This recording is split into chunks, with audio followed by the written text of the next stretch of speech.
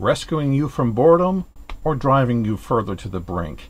It's Sanctuary of Reality, my comic review series.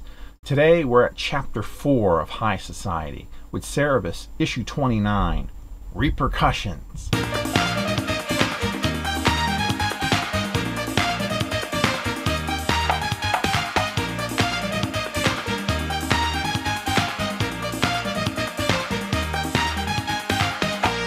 Cerebus awakens from the 8th sphere, back in bed at the Regency Hotel, safe and sound.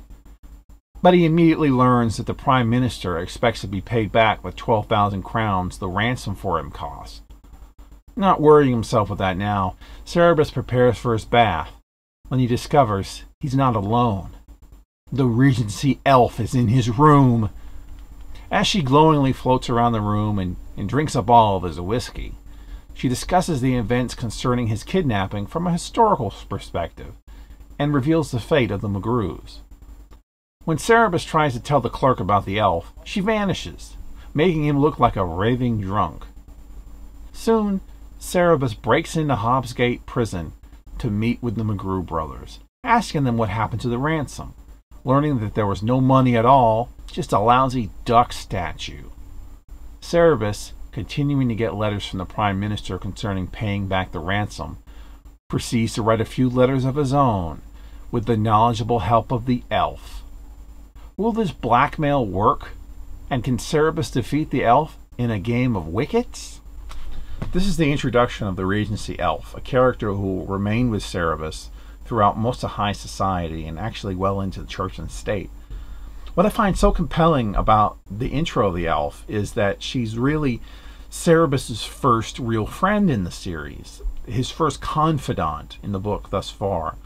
I think that the closest we've had have been his exchanges with Lord Julius, but that was always on another level of interaction in the dialogue he had with Cerebus.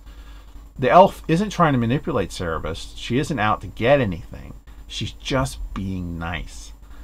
Of course, there's more to her than meets the eye, as we'll soon see, but that's of no concern at the moment. That's later on, and that doesn't really matter.